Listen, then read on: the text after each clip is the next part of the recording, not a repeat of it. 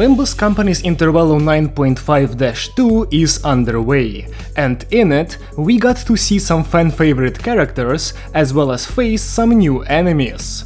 The Blade Lineage banner that we got is something I've already covered, and today it's time to look at S-Corp Corp Hong Lu, a free event identity modeled after the new enemies that we fought. This unit is yet another addition to the Poise Bleed hybrid roster, and he has interesting synergies and a lot of potential on both sides. And yet, S-Corp Hong Lu has to come face to face with some of the best units in the game to get a spot on those teams. And, as such, a question arises: should you use S-Corp Hong Lu? In this video, I aim to answer that question, by first looking at S-Corp Hong Lu's kit, and then examining his performance in his two signature archetypes, while comparing him to other Hong Lus that want to take up those spots. But before we start, allow me to remind you that most of my viewers are not subscribed. So if you find yourself coming back to my videos, or end up enjoying this one, consider subscribing. It takes just 1 second and helps me out a lot. Now let's get to Hong Lu. We'll start with his kit. Hong Lu has decent health, an average speed roll and a +2 defense level. His Sin Affinity spread consists of Gluttony, Lust and Pride, with a Pride defense. All of his skills gain power from Bleed on the enemy and Poise on self, as well as from Trust. His skill 1 is Constricting Aura Bonds. It rolls up to 18, gives 3 Poise count on use, and its coins give 4 Poise, inflict 2 Bleed potency and count, as well as 1 bind, and if the enemy has Trust, the skill also inflicts 1 Trust. Avulsion Slash is his skill 2. It rolls up to 21, gives 2 Poise count on use, and its coins give 3 Poise and inflict 2 bleed, with the second coin consuming 1 trust on the enemy in order to be reused, inflicting 1 avulsion wound on crit and giving 2 haste and activating bleed once when reused. Hong Lu's skill 3 is Hunter's Scoring. It rolls up to 25, deals 20% more damage if the target has avulsion wound, and gets 1 final power, unbreakable coins, and 2 bleed count and 1 attack power down on the final coin if the target has Trust. The skill gives 5 Poise and 3 Poise count on use, and its coins do the following. The first one inflicts 1 bind, and also Trust if the enemy doesn't have it. The next coins inflict 5 bleed and 2 bleed count, and the last one deals bonus damage on crit, inflicts avulsion wound, inflicts 1 more on crit, and also inflicts Pride Fragility on crit. Hong Lu's defense is a clashable counter called Throwing the Aura Bond. It clashes at up to 15, gives 5 Poise on use and 3 Poise count on clash win. Its 1 coin inflicts Trust and 1 bleed. As for Hong Lu's passives, he has just 2. Chun-no-kun gives Hong Lu prisoner transport arrangements when any enemy has Trust, and also allows Hong Lu to clash against the marked target regardless of speed. Scoring Hunter Band requires 3 Pride Resonance, and it makes Hong Lu do more damage based on how much faster he is than the enemy. The bonus is doubled if the enemy has Trust. Also, at combat start, Hong Lu deals 5% more damage for every Slash Pride skill chosen this turn, up to 30%. His support passive is Spiteful Pursuit, and it needs 5 Pride owned. When the earliest deployed ally attacks an enemy with bind, they deal 10% more damage. Before looking at Hong Lu in combat, let's check out his unique effects. Trust Hong Lu is the first one. It has a base stack of 3 and it reduces the enemy's speed by 2, while making them take 10% more pride damage. The effect expires when Hong Lu leaves the field or inflicts it on another enemy, and it's replaced when a different sinner inflicts Trust, which is currently impossible. It also loses 1 stack at turn end, but only if Hong Lu didn't hit the Trust enemy. Evulsion Wound stacks up to 3, inflicts 2 bleed at turn start and 1 bind next turn at turn end. It also loses 1 stack at turn end. Prisoner Transport Arrangements has a base stack of 1, and it buffs Hong Lu against trust enemies, giving him 1 clash power and making him inflict 1 bleed and gain 2 poise on hit against them, up to 2 skills per turn. The effect expires when there are no trust enemies. With this, we're done with his kit, and we can move on to Hong Lu's performance in combat. And I just want to let you know that his name means Slave Catcher, and I think that's kind of a funny name, so I will refer to him as such for the remainder of the video. First things first, Hong Lu's stats are quite solid. His 3-coiner skill 1 actually gets 2 coin power with extra final power on top, allowing it to deal up to 74 damage when critting and with Slave Catcher's passive maxed out, which is a lot for its rank. The same can be said for Evulsion Slash, which hits for up to 123 damage when you get the reuse. His skill 3 is not as impressive for its rank as the other two, with a max of 176, but this number is still more than respectable for a unit with Hong Lu's level of effect infliction. That's right, Slave Catcher is a rare status-oriented identity in Season 7, with some pretty powerful bleed thanks to Prisoner Transport Arrangements stacking on top of his solid base numbers. When you have trust set up on the enemy, Hong Lu's skill 1 inflicts 5 potency and 2 count. His skill 2 inflicts 5 potency and activates bleed once, and his skill 3 inflicts 9 potency and 4 count all at once. On top of these values, skills 2 and 3 also inflict Evulsion Wound. Now you'd think that each stack of this effect is worth 2 bleed.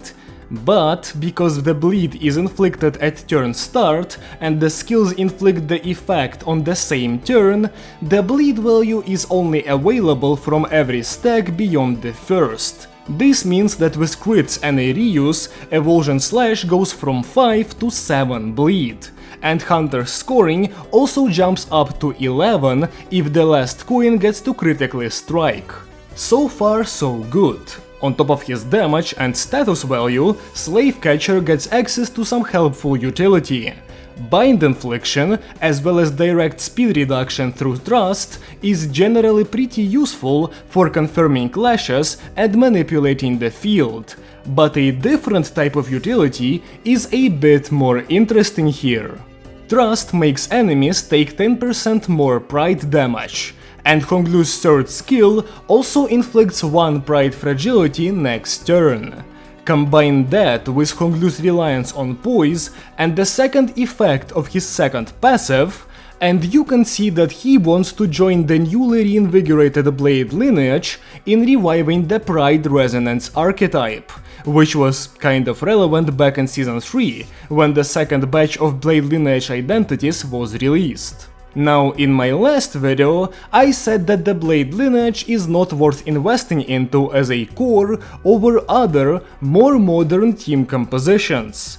Does the help of Slave Catcher change anything here? Well, not really. I mean, the main issue of opportunity cost is still looming over the Blade Lineage, and that's not really an easy wall to scale. But more importantly, all the Blade Lineage units just don't have pride on their nukes. Out of the Blade Lineage identities with the weakest competition compared to others, those being Faust and Sinclair, only Sinclair has a pride skill 3, meaning that Hong Lu's pride fragility doesn't chain into a team-wide nuke turn, instead only buffing individual strong skills. And while Trust does have 100% uptime, it's still not gonna give that much to older units. So yeah, Blade Lineage as a core is still not worth running even with a Pride debuffer. However, that is okay. as both the new Ishmael and the heavily buffed Mentor Merceau get to dish out a lot of pride damage with their base skills and to claim their bones, meaning Slave Catcher is a great supporting unit to pair up with those two, even if the rest of the clan falls behind.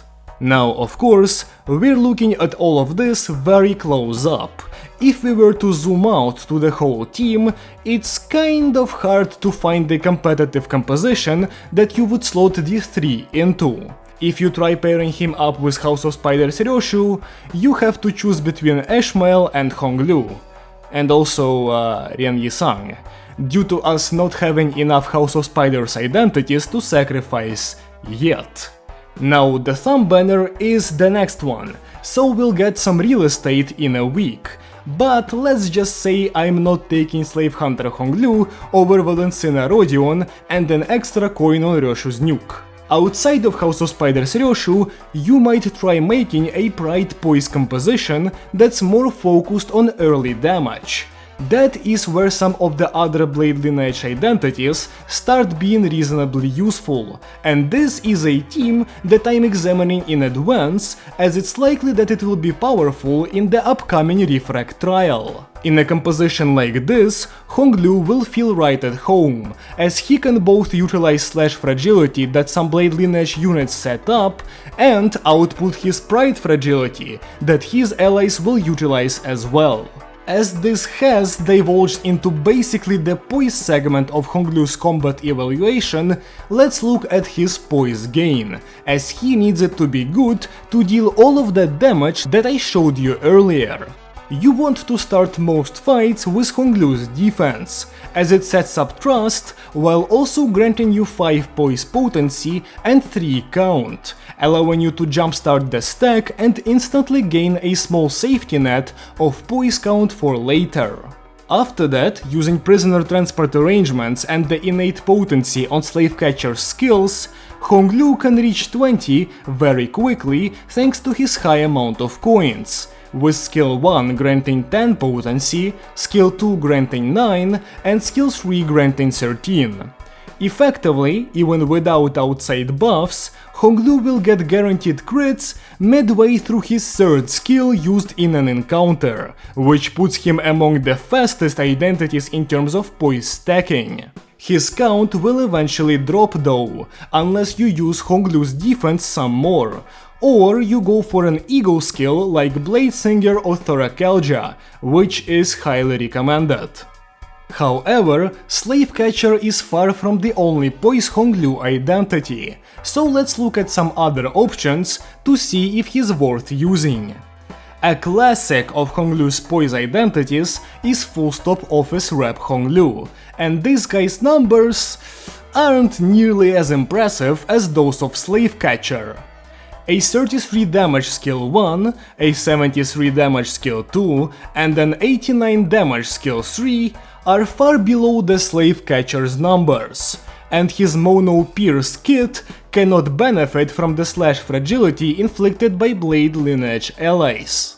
Of course though, Full Stop Hong Lu does not come alone, and his buddy Heathcliff can follow up on Hong Lu's attacks, bringing the effective damage of his skills 2 and 3 up by around 60, for a much more respectable 133 and 149.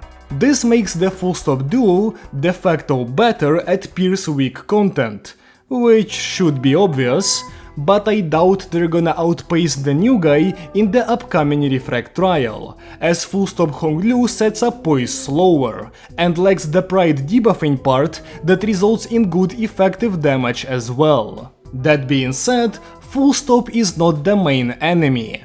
Him and Slave Catcher have different damage types, and that matters a lot for physical damage focused units. The real adversary is Lord Hong Lu, the Season 6 capstone identity. This unit is mono slash just like the new identity, and his skills do 33, 123 and 212 each when Lord is deployed with no Heishos on the field and 5 Heishos taking up the backup slots for his unique effect. This looks a lot more formidable, and the Lord's skill 3 even goes as far as to inflict/resist down, a static damage boost that's pretty valuable. But there's a caveat. Lord Lu's poise generation is terribly slow. This means that while he's got strong damage, he can't realize it very quickly, and realistically, he doesn't even want to be part of a pride-focused team, as he'd rather be surrounded by more Heishos to get more buffs. Also, again, to prevent ourselves from running into the House of Spiders Roshu team building issue, we're looking at the new Hong Lu mainly as part of a team going up against the upcoming Refract trial, where he's likely to get used.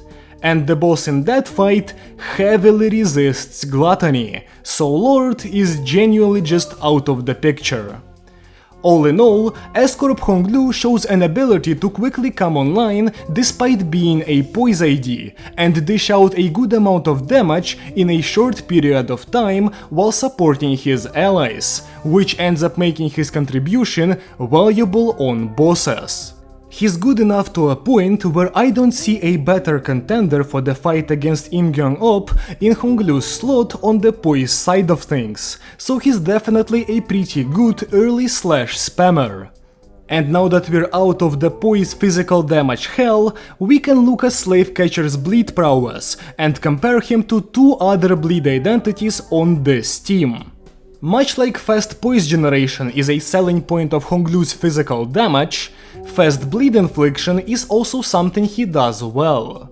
In a fight against a boss with a lot of coins, it's not very worth it to go for a defense on the first turn, as that means Hong Lu contributes very little at the start.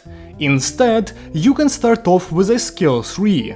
If the goal is to kill the enemy with bleed damage, there's no issue in not holding on to Hunter's scoring.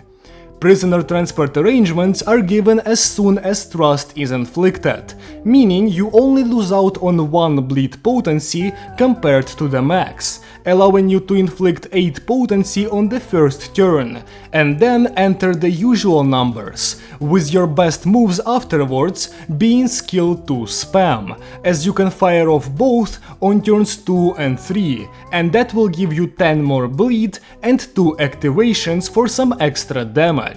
This gimmick is the same thing that Kurokumo Hong Lu does, but Kurokumo as a 2-star identity leans even harder into effect infliction. When buffed by Kurokumo Ishmael, the old Hong Lu can output 13 bleed with his skill 2 on the first turn, and his skills 1 and 3 inflict 7 and 8 bleed respectively, resulting in a higher total. Corp Hong Lu has higher physical damage and activations though, so he's very similar in power, and crucially, he is self-sufficient. Kurokumo is tied at the hip to Ishmael, and as soon as she falls out of the meta, his time will end too. All the while, Slave Catcher will still output the same bleed no matter what. Overall, in the Hyper Specialist niche, Kurokumo has Slave Catcher beat for Omega fast 1-turn clears, but Slave Catcher is the better identity in most encounters. The second contender, however, is none other than Callisto Hong Lu, a very serious identity that stands near the top of the bleed archetype.